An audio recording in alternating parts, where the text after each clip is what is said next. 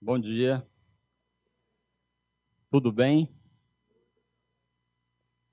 Como não estar bem numa manhã como esta, domingo de Páscoa, né? Clima agradável e nós reunidos para falar de Jesus.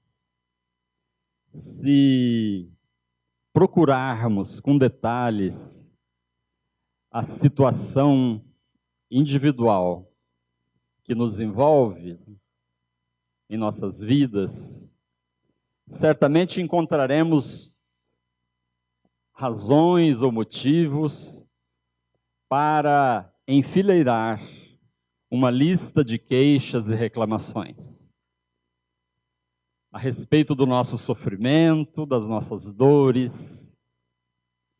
Entretanto, podemos adotar uma outra ótica e tentar observar aquilo de bom, aquilo de positivo, de construtivo, aquilo que é motivo de alegria e de satisfação que temos em nossas vidas, a começar pela nossa própria vida. Hoje é Páscoa, e esta palavra já teve muitos sentidos. Para os hebreus antigos, comemorava-se a colheita na entrada da primavera. Era a chegada dos alimentos. Depois, a Páscoa passou a comemorar a libertação dos hebreus do antigo Egito. E Jesus estava em Jerusalém justamente para a comemoração da Páscoa, quando foi preso e foi morto. E segundo reza a tradição religiosa, ressuscitou no domingo. Para os cristãos, então, a Páscoa passou a significar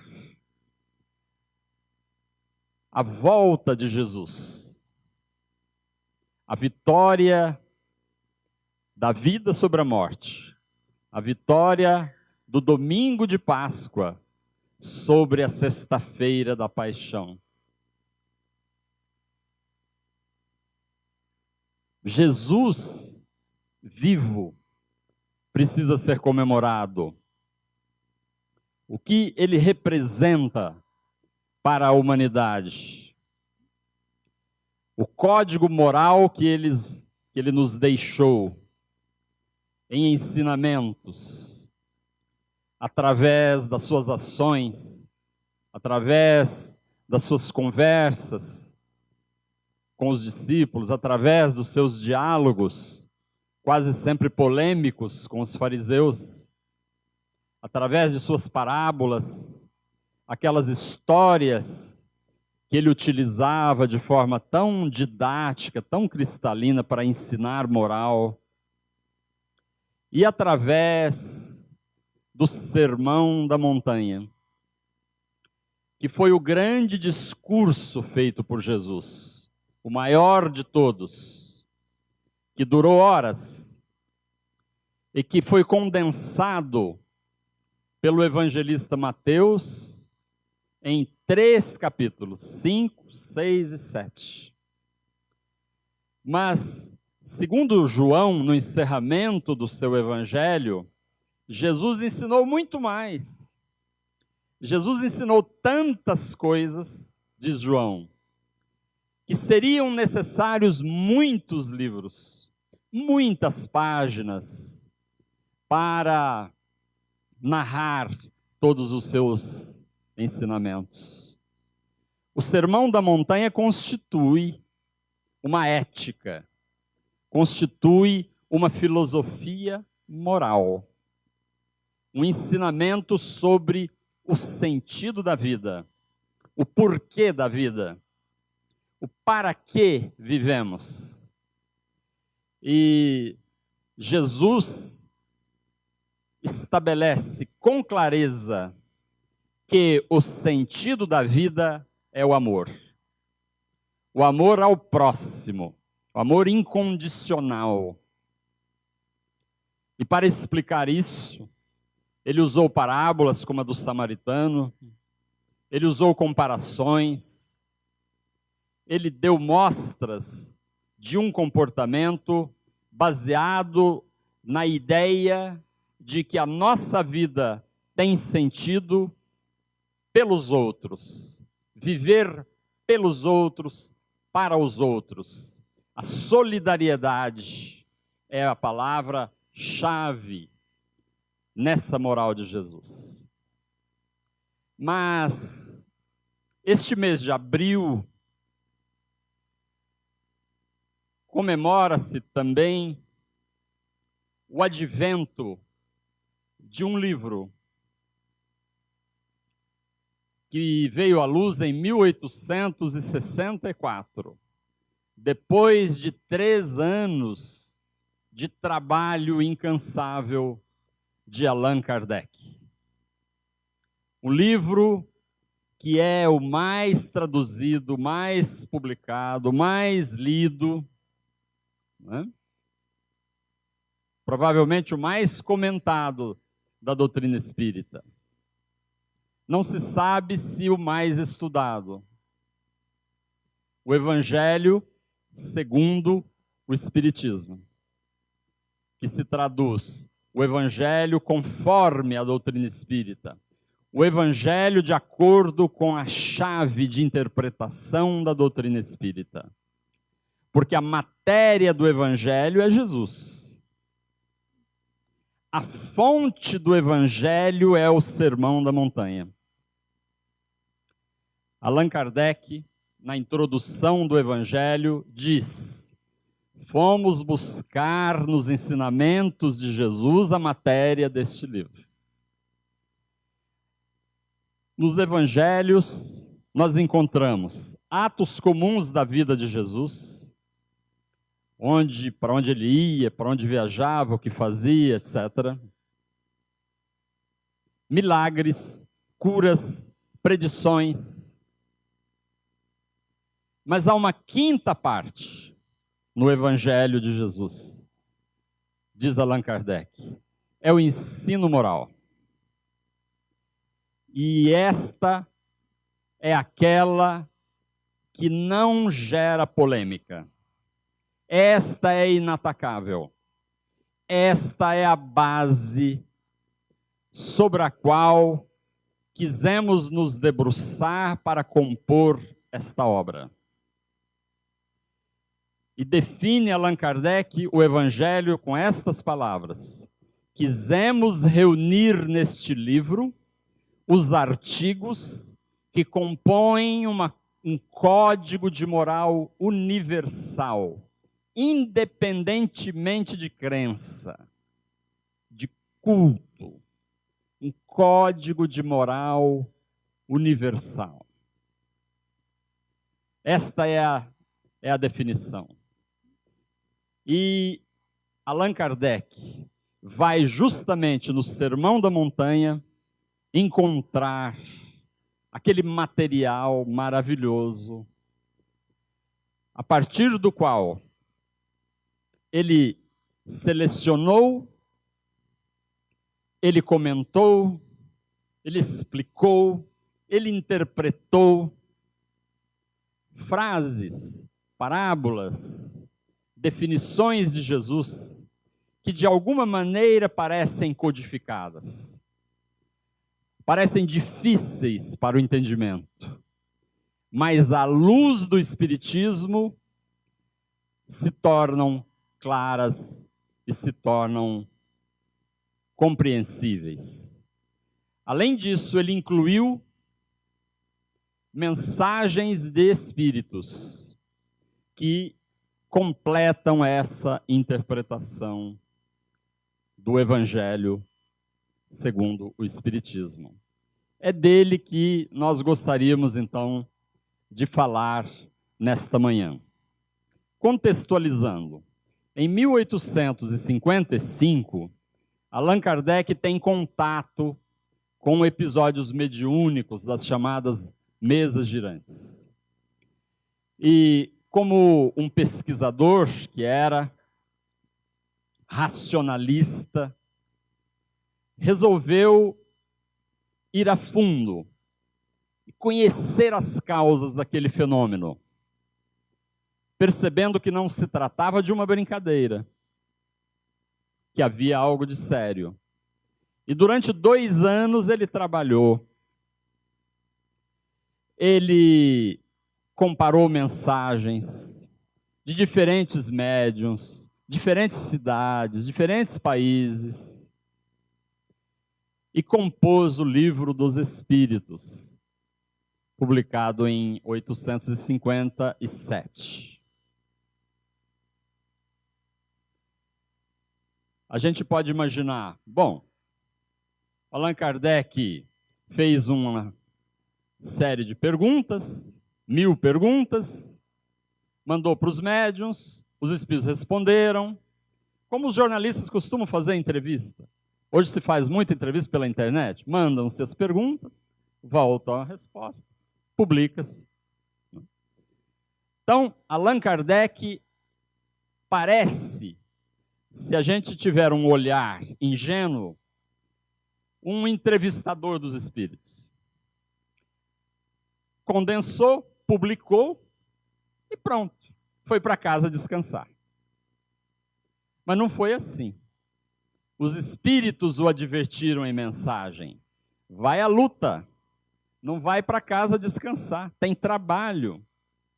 E ele percebeu logo, porque foi tal a avalanche de críticas, o volume de polêmicas, né, que surgiram após a publicação do Livro dos Espíritos, né, que ele partiu para a defesa como o pai defende o filho. Ele tinha que defender a doutrina. E como? Publicando um livro de vez em quando. Então ele publicou, a partir de 1858, a Revista Espírita, mês a mês, durante 10 anos, mês a mês. Ali ele defendia a doutrina, ali ele rebatia as críticas, respondia cartas. Em 1859, um ano depois, ele publicou um livrinho chamado O que é o Espiritismo, para ajudar na divulgação da doutrina. Em 1860, 3 anos depois, ele percebeu que o Livro dos Espíritos precisava de uma reforma. Ele reformou, ele refundiu o livro, modificou a forma, não o conteúdo, a forma, o modo de ler, para tornar mais claro, mais fácil de ler. Em 1861, ele publicou o Livro dos Médiuns. E aí, então, nós podemos dizer, foram 5 anos, né? 6 anos, 7 quase, de trabalho para implantar o quê? A base da doutrina espírita. Livro dos Espíritos, Livro dos Médiuns. O alicerce, a estrutura está pronta. E aí, durante 3 anos, ele trabalha na nova obra que vai aparecer em 1864, que é o Evangelho. Porque ele percebeu que a fase do fenômeno espírita, incrustado na mediunidade, estava devidamente esclarecida. A base científica, o porquê da vida, a teoria da reencarnação, a justiça, né? Isso estava devidamente esclarecido nas 2 obras anteriores. Mas Allan Kardec dizia, é preciso pensar agora na reforma da humanidade, na reforma do espírito, na transformação moral do homem. Por isso, ele escreve no capítulo 17, Sede perfeitos, no Evangelho, reconhece-se o verdadeiro espírita pela sua transformação moral e pelos esforços que faz para domar as suas tendências inferiores, as suas más inclinações, os seus automatismos de imperfeição. Era preciso um livro que falasse sobre a vida humana, sobre os problemas que enfrentamos em nossa existência presente e atual. O que fez Allan Kardec? Foi ao Sermão da Montanha, escolheu as bem-aventuranças e compõe 5 capítulos memoráveis do Evangelho. Capítulo 5, bem-aventurados os aflitos, porque eles serão consolados. O maior capítulo do Evangelho. Por que será? Maior em páginas, mais de 20 páginas.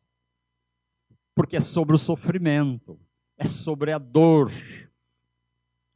é sobre a contrariedade, é sobre as dificuldades que nós enfrentamos.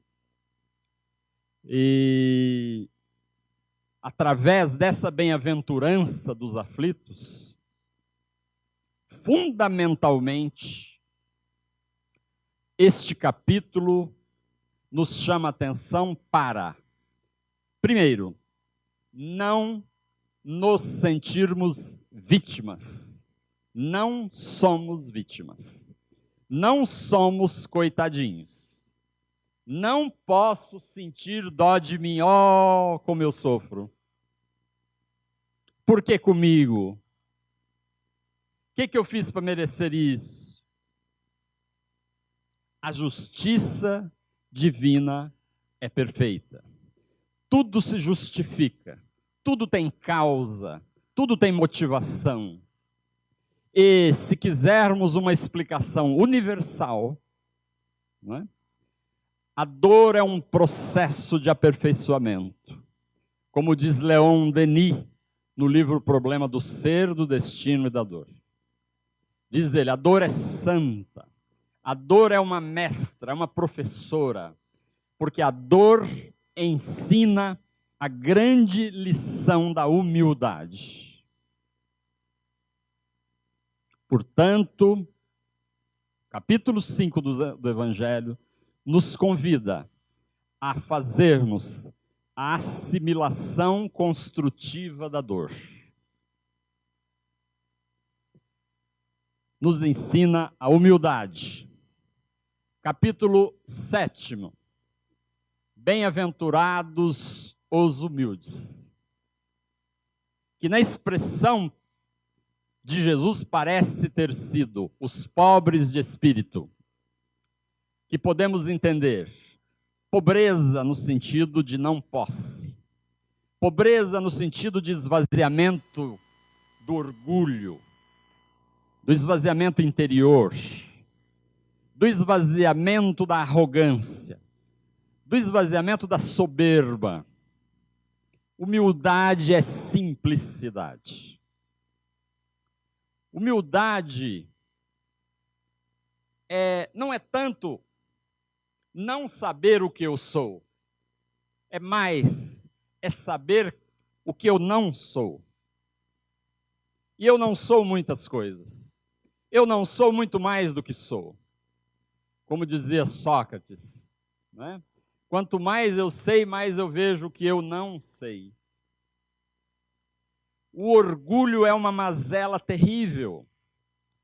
Diz Allan Kardec, o orgulho é o grande responsável pelo sofrimento humano. É claro que existe o sofrimento objetivo. Existe o sofrimento da morte do ente querido, mais querido.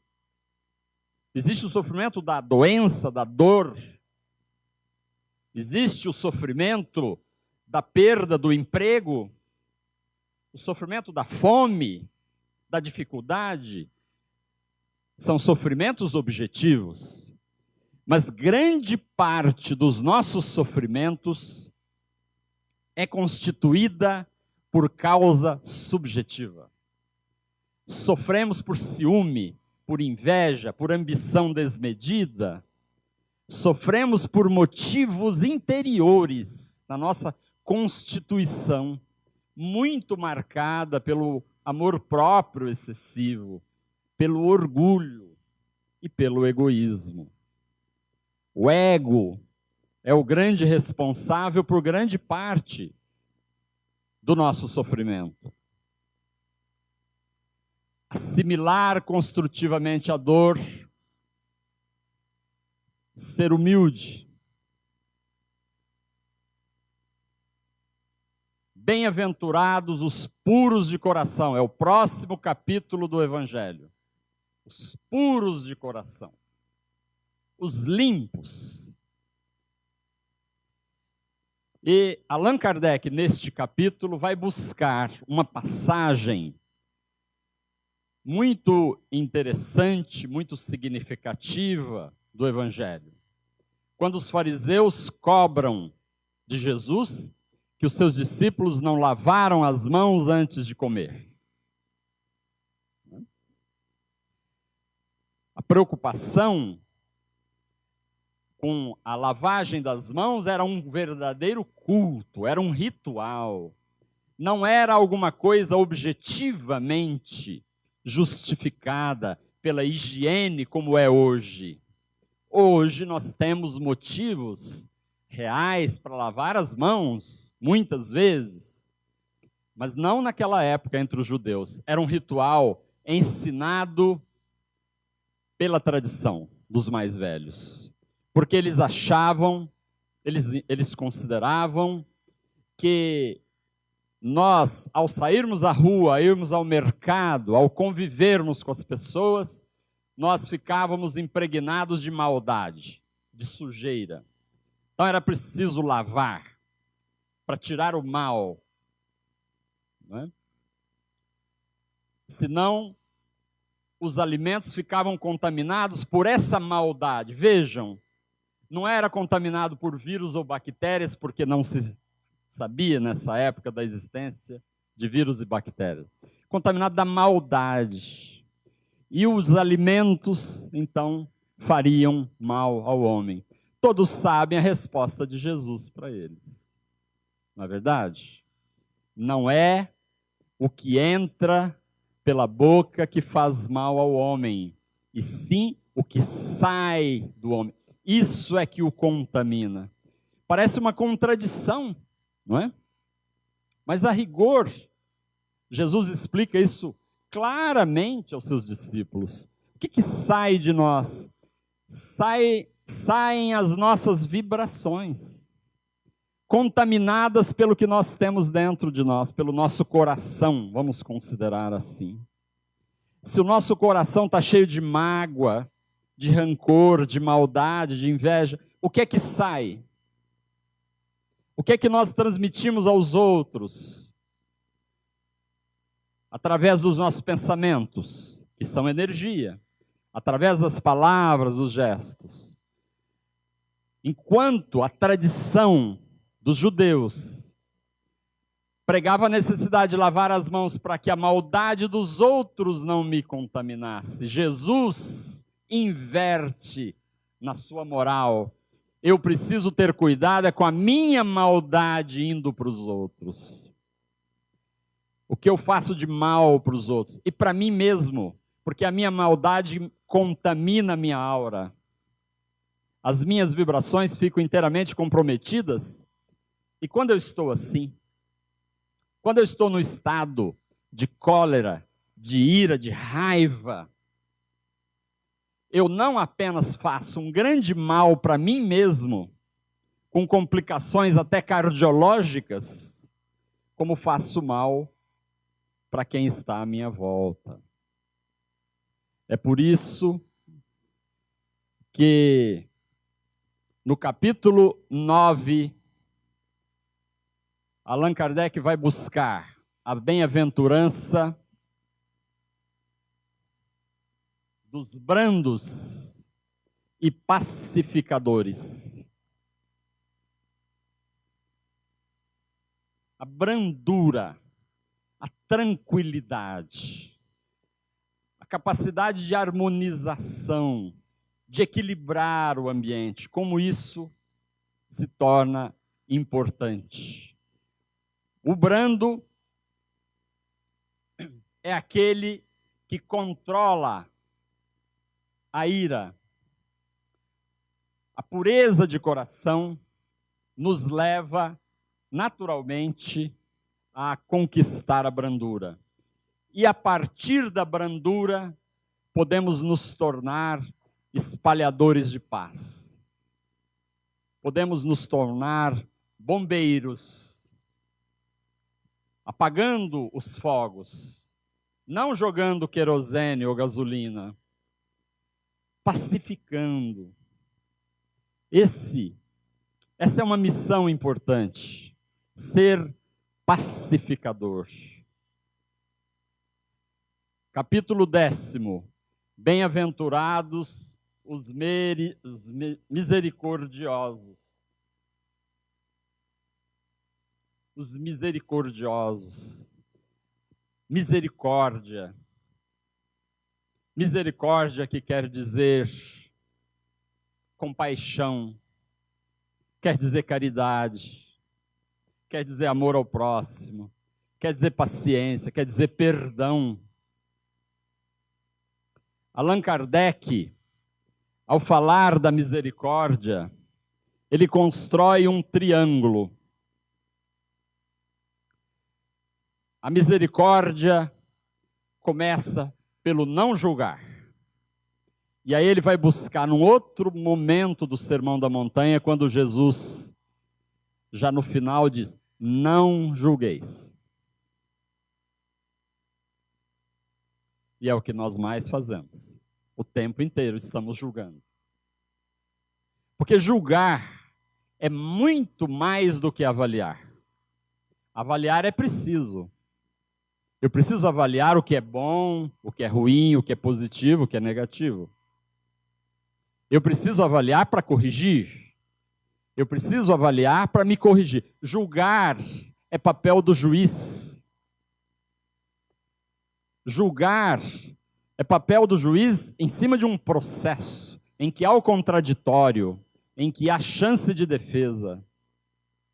Quando Jesus diz não julgueis, Jesus está dizendo, não somos juízes, não somos árbitros.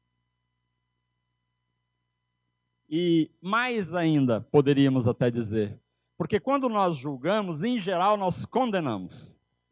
O não julgueis poderia ser traduzido, não condeneis. No outro vértice do triângulo,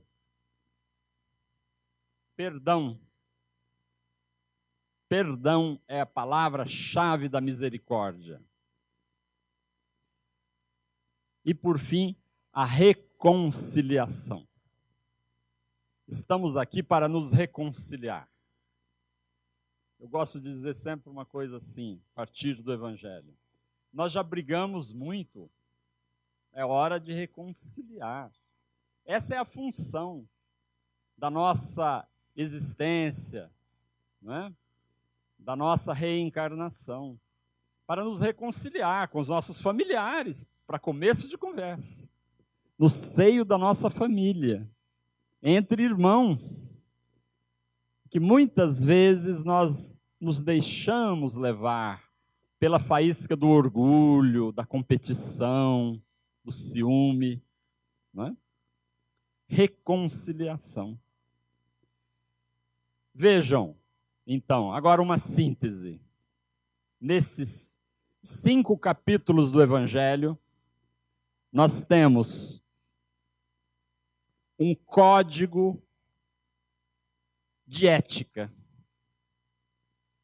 Código de ética cristão. É uma agenda que começa pela assimilação construtiva da dor, passa pela aquisição da humildade, e humildade, diz Allan Kardec, significa orgulho zero, para atingirmos a pureza de coração,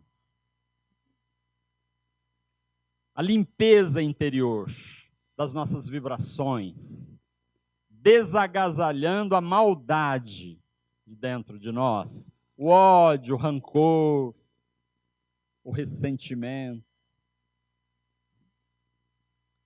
E aí poderemos começar a agir com brandura, como pacificadores, como misericordiosos.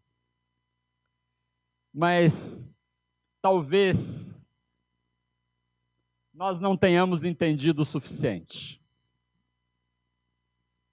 Allan Kardec, então, nos dá um pouco mais. Então, vamos continuar. Capítulo 11. Como poderia se chamar o capítulo 11, depois dessa síntese, que foi até o capítulo 10? Só poderia ser amar o próximo como a si mesmo, que é a frase síntese, e que foi traduzida por Allan Kardec: por fora da caridade não há salvação. Amar o próximo é isso aqui, né? Mas, e aqui ele vai buscar a parábola do samaritano, quando Jesus ensinou quem era o próximo. Quem era o samaritano? Era o inimigo. Judeus e samaritanos eram inimigos políticos, religiosos. Os samaritanos não iam a Jerusalém, não iam ao templo de Jerusalém. Iam a um outro templo que eles construíram no Monte Garizim. Eram inimigos. Como é que poderia se chamar o próximo capítulo? Amar os inimigos. Observem a didática do Evangelho, né? Como é que ele vai estabelecendo, né, passo a passo, esse código de ética, esse conjunto de artigos, né, como ele mesmo chamou, Código Moral Universal. É como se fosse uma Constituição. A Constituição é o conjunto das leis que regem o funcionamento da sociedade. Esse código de ética moral rege o comportamento da vida privada e da vida social. Isso está escrito por Allan Kardec na introdução do Evangelho. Esse código deve reger não apenas a vida privada, mas inclusive a vida social. É um manual de comportamento, né? Próximo capítulo. Não saiba a mão esquerda o que faz a direita. No tópico da caridade, do amor incondicional, da misericórdia, é fundamental a humildade, a discrição. Não saber a mão esquerda o que faz a direita é não fazer para aparecer, é não fazer para os holofotes, para as câmeras, para as manchetes, é não fazer para os aplausos, para os elogios, é não fazer para receber gratidão. Quando eu faço esperando gratidão, eu não fiz de maneira pura, desinteressada, como deveria. Capítulo 14. Honrar pai e mãe.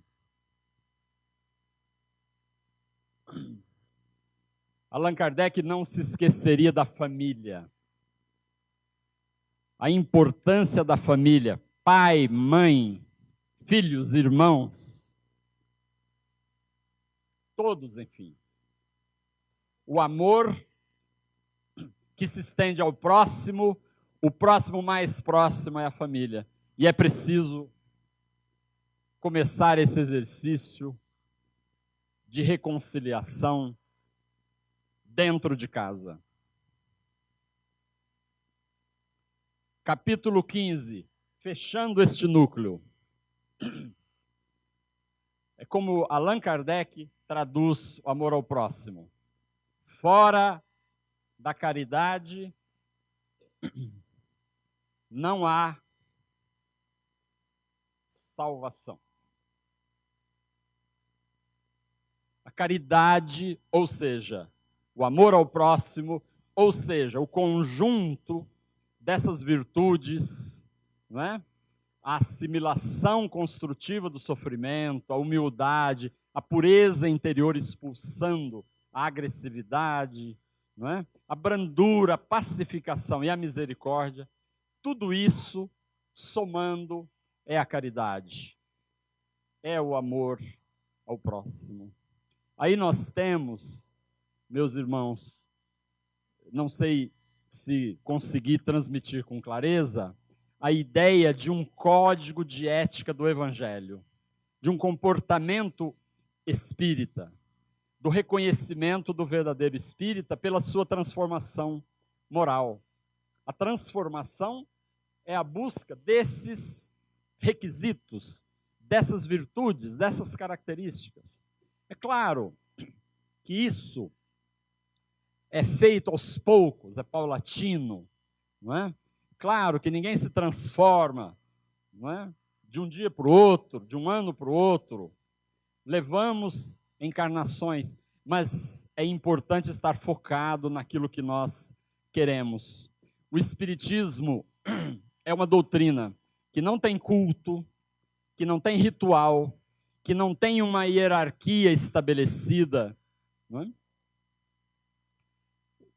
O Espiritismo é uma doutrina que coloca a ênfase na transformação moral. Que, traduzindo, a gente poderia dizer assim: se eu quero ser espírita, eu não posso ser o mesmo. Esse é o preço que eu pago para ser espírita. Esse é o pedágio. Eu não posso ser o mesmo. Eu não posso continuar sendo o mesmo com os meus automatismos, com as minhas inclinações tendenciosas que eu venho trazendo há muito tempo. Eu preciso buscar a mudança. Preciso iniciar essa mudança. Mas esta doutrina é absolutamente consoladora e confortadora. A doutrina espírita é a doutrina do otimismo, da esperança, do sorriso, porque ela nos mostra claramente o futuro, a continuidade da vida.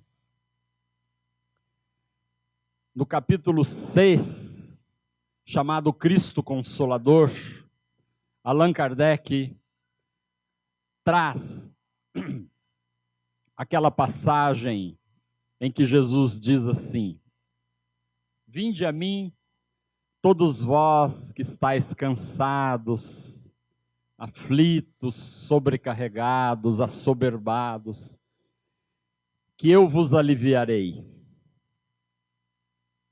Vinde a mim, que eu vos aliviarei, diz Jesus. Tomai sobre vós o meu jugo e aprendei de mim, que sou brando e humilde de coração, e encontrareis repouso para as vossas almas, porque o meu jugo é suave e o meu fardo é leve. Vinde a mim. Eu tenho um colo para oferecer. Eu ofereço o alívio do sofrimento. Mas tome o meu jugo. Aprenda de mim, que sou brando e humilde de coração. Vamos aprender com Jesus. Porque o meu jugo é suave. Que jugo? O que é o jugo? O jugo é o poder que está sobre nós e que nos subjuga. Nós somos subjugados muitas vezes pelo poder autoritário, discricionário, ditatorial, Nós somos subjugados muitas vezes por forças violentas e agressivas. Agora, o jugo de Jesus não. É um jugo suave. É o jugo divino que nós aderimos quando queremos, por nossa vontade. É o jugo da lei divina. É o jugo do Evangelho. E esse jugo é suave. E o fardo é leve. Que fardo? O fardo que Jesus nos coloca é esse: amar o próximo. Amar o próximo como a si mesmo, que é uma lição que vem de antes de Jesus, que já estava no Levíticos, o livro de Moisés, quando ele diz assim: não te vingarás, nem guardarás ressentimento contra os filhos do meu povo, mas amarás o teu próximo como a ti mesmo. Essa é a bandeira que Jesus resgata do ensino. Por isso ele disse que não veio destruir a lei. Ele resgata o amor ao próximo como a bandeira que será traduzida por Allan Kardec como fora da caridade não há salvação.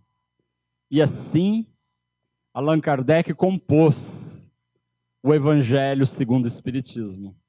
Esse livro que nós lemos muito, lemos pequenas páginas, quando vamos fazer prece, ou quando estamos angustiados e precisamos nos acalmar, quando vamos dormir, tantas situações. É o livro de cabeceira por excelência. É o nosso grande consolador. Mas mais do que isso, é o nosso grande professor. É o educador. O Evangelho nos educa. Cabe-nos tentar assimilar as suas lições.